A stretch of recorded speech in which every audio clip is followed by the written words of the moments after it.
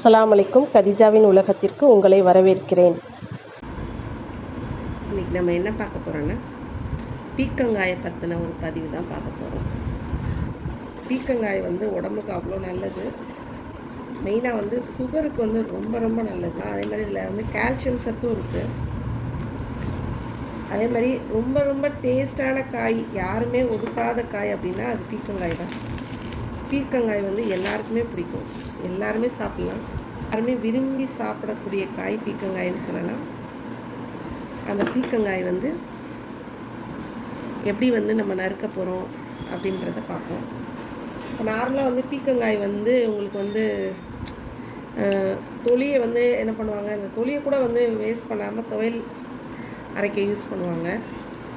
ஆனால் நான் என்ன பண்ணுவேன்னா, உங்களுக்கு பாருங்கள், பிஞ்சா இல்லையான்னு தெரிஞ்சுக்கிறதுக்கு இப்படி உடைச்சாலே போதும். அழகாக அதை பிஞ்சுன்னு நமக்கு தெரிஞ்சிடும். உடைக்காமல் நாராக வந்ததுன்னு வைங்க, அது பிஞ்சு இல்லைன்னு அர்த்தம். எப்படி உடைக்க வருது பார்த்திங்களா, ரொம்ப ஈஸியாக. அதுனா இது பிஞ்சு. இதுவே நார் நாராக வந்ததுன்னா அப்போ அது முத்தல், அதை சாப்பிடக்கூடாது. அது ரொம்ப நார் நாராக வரும், அது சாப்பிடவும் முடியாது. ரொம்ப அப்படியே ஒரு மாதிரி நார் நாராக வந்துகிட்டே இருக்கும்.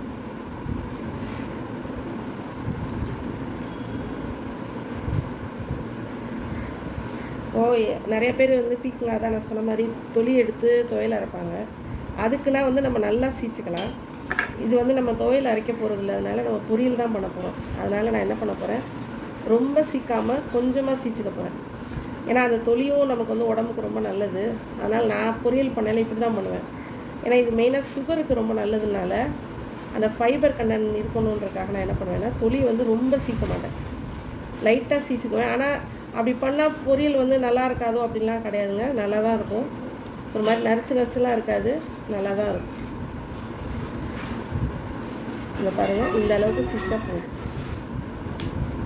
இந்த அளவுக்கு சீச்சா போதும். லைட்டாக அந்த ஒரு மாதிரி நீட்டிகிட்டு இருக்கு பாருங்கள், அதை மட்டும் சீச்சா போதும். தொலி இருக்குது, ஆனால் இதோடய நம்ம தான் நறுக்க போகிறோம். ஏன்னா அது ரொம்ப நல்லது தான், பொரியல் பண்ணி நம்ம சாப்பிட்லாம், ஒன்றும் கெடுதல்லாம் கிடையாது. நான் எப்போதுமே இந்த அளவுக்கு தான் எடுப்பேன், ரொம்ப எடுக்க மாட்டேன்.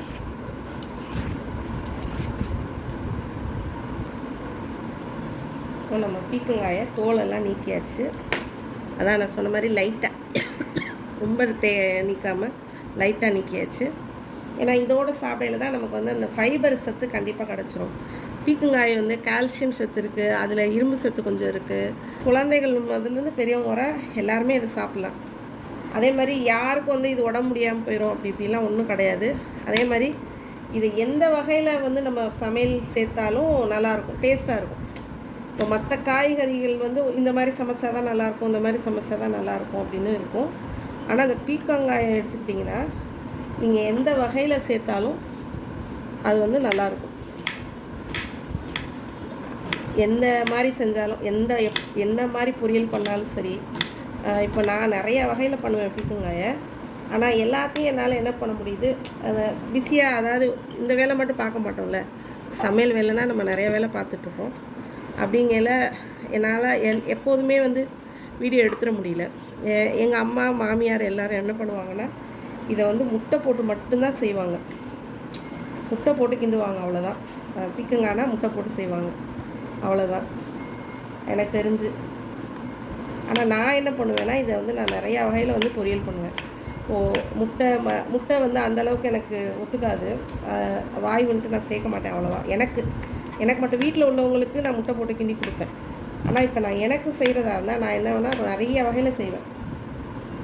வெறும் காஞ்ச மிளகா, கடுகு பருப்பு, வெங்காயம் போட்டு வதக்கி, அவ்வளோதான், இதையும் போட்டு வதக்கி எடுத்து சாப்பிடுவேன். அதுவும் நல்ல டேஸ்ட்டாக இருக்கும். அல்லது வெறும் பச்சை மிளகா, கடுகு பருப்பு, வெங்காயம் போட்டு வதக்கிட்டு இந்த காயம் போட்டு கொஞ்சோண்டு மஞ்சத்தூள் போட்டு செய்வேன், அதுவும் டேஸ்ட்டாக இருக்கும். இல்லாட்டினா என்ன பண்ணுறது, வெறும் கடுகு காஞ்ச மிளகா போட்டு தாளிச்சிட்டு நல்லா வதக்கிட்டு, வெங்காயம்லாம் போட்டு வதக்கிட்டு கொஞ்சோண்டு பாசிப்பருப்பு போட்டு அப்படியே பாசிப்பருப்பு கூட்டு மாதிரி செய்வோம், அதுவும் நல்லா ருசியாக இருக்கும். இது எந்த மாடலேஷனில் செஞ்சாலுமே நல்லா டேஸ்ட் கொடுக்கும். அது ஒரு மாதிரி இது ஒரு சாஃப்டான காய்கறியா, அது அவ்வளோ நல்லாயிருக்கும்.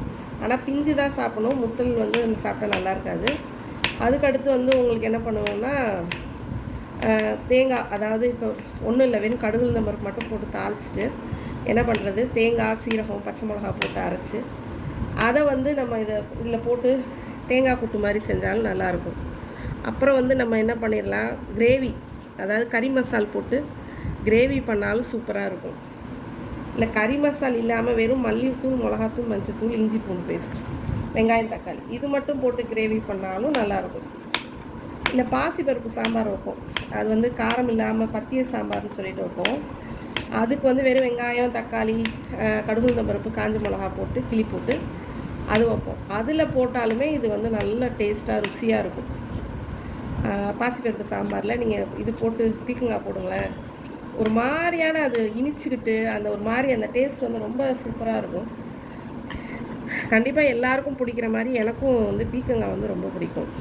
அதுக்கப்புறம் வந்து இப்போது இது அதாவது நம்ம இப்போ கடுகு சீரகம் போட்டு தாளிச்சிட்டு என்ன பண்ணுறது, சோம்பு, அதாவது சோம்பு, கொஞ்சமாக தேங்காய், அதுக்கப்புறம் கொஞ்சமாக ஒரு 4 பல்லு பூண்டு, ஒரு துண்டு இஞ்சி போட்டு நல்லா அரைச்சிட்டு அந்த மாதிரி போட்டு செஞ்சாலும் இது வந்து நல்லா டேஸ்ட்டாக இருக்கும். அந்த தேங்காய் கூட்டு, அது ஒரு விதமான தேங்காய் கூட்டு, அது செஞ்சாலும் நல்லாயிருக்கும். இதெல்லாம் செஞ்சு காட்டாமல் சும்மா சொல்லிகிட்டு இருக்கேனேன்னு பார்க்காதீங்க. நான் தான் சொல்கிறேன்ல, மற்ற டைமில் வந்து நான் அதெல்லாம் செய்கிறேன் அடிக்கடி, ஆனால் எனக்கு அது வீடியோ எடுக்க டைம் இல்லாமல் போயிடும். ஏன்னா மற்ற வேலைகளும் பார்க்குறனால டைம் இல்லாமல் போயிடுது. இப்போது நான் நறுக்கிட்டு இருக்கேன்ல, அப்படியே நான் உங்ககிட்ட இந்த விவரத்தை சொல்கிறதுக்கு எனக்கு வந்து ஒன்றும் இல்லை, அதான் டைம் இருக்குது. அதனால தான் நான் இதை வந்து உங்கள்கிட்ட விவரத்தை சொல்லிகிட்ருக்கேன். பீக்கங்காய் கிடச்சா விடாதீங்க. மெயினாக சுகரு, ப்ரெஷர் எல்லாத்துக்குமே அவ்வளோ நல்லது. அதே மாதிரி இதில் வந்து ஃபைபர் சத்து அதிகமாக இருக்கிறனால நல்ல, அதாவது இந்த மாதிரி தோலோடு செஞ்சு நம்ம ஃபைபர் சத்து அதிகமாக எடுத்துக்கிறதுனால என்ன ஆகும்னா அந்த மலச்சிக்கல்லாம் வராதான். அதனால் நான் கண்டிப்பாக வந்து இதை வந்து நம்ம எடுத்துக்கலாம். உணவில் வந்து அடிக்கடி சேர்த்துக்கோங்க. எப்போல்லாம் வந்து உங்களுக்கு பீக்கங்காய் கிடைக்குதோ அப்போல்லாம் சேர்த்துக்கோங்க. முடிஞ்சால் வாரத்துக்கு ஒரு தடவை கூட நீங்கள் வாங்கி சாப்பிடலாம், அவ்வளோ நல்லது தான் இது. எப்படி பாவக்காய் வகையோடு, அதான் அந்த பாவக்காய், புடலங்காய் சாப்பிட்டா நல்லதோ அதே மாதிரி தான் பீக்கங்காய் சாப்பிட்டாலும் ரொம்ப ரொம்ப நல்லது நமக்கு உடம்புக்கு. நீங்கள் கண்டிப்பாக இதை வாரத்துக்கு ஒரு முறையாவது வாங்கி சாப்பிடுங்க. இப்போது வந்து எனக்கு டைம் இருக்குது, அதனால் நான் இப்போ வேறு மாதிரி ஒரு மெத்தட் செய்ய போகிறேன். அது வந்து நான் உங்களுக்கு போடுறேன். ஏன்னா நான் தான் சொல்லியிருக்கேன்ல, நிறைய மெத்தடில் செய்வேன் பீக்கங்காவை.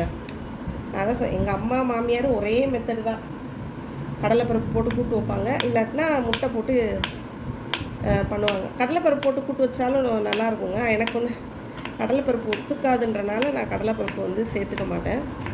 கடலைப்பருப்பு கூட்டு வச்சு செஞ்சு பாருங்களேன், அப்போயும் சூப்பராக இருக்கும். அதான் சொல்கிறேன்ல, இந்த பீக்கங்காயை நீங்கள் எப்படி செஞ்சாலும், என்ன மாடலேஷனில் செஞ்சாலுமே நல்லாயிருக்கும். சும்மா ஒன்றும் இல்லை, வெறும் கடுகு மட்டும் போட்டு, கடுகு, காஞ்ச மிளகா போட்டு தாளித்து சாப்பிட்டா கூட சூப்பராக இருக்கும். அதான் என்ன மாடலேஷனில் பண்ணாலும் நல்லாயிருக்கும். அதுக்கப்புறம் நீங்கள் கறி கூட, கோழி கூட, நான்வெஜ்ஜில் அப்படியும் சேர்த்து போட்டு செஞ்சாலும் நல்லாயிருக்கும். மொத்தத்தில் எப்படி செஞ்சாலுமே பீக்கங்காய் வந்து டேஸ்ட்டாக இருக்கும். இன்றைக்கி வந்து நான் என்ன பண்ண போகிறேன்னா பொடி போட்டு செய்ய போகிறேன்.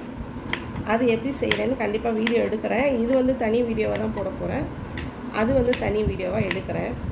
இன்றைக்கி எடுக்கணுன்ற ஒரு முடிவில் இருக்கேன். எப்படி செய்யலான்னு அதுக்கப்புறம் பார்ப்போம். நீங்களும் கண்டிப்பாக பீக்கங்காய் வாங்கி சாப்பிடுங்க, உடம்புக்கு அவ்வளோ நல்லது. பாய்.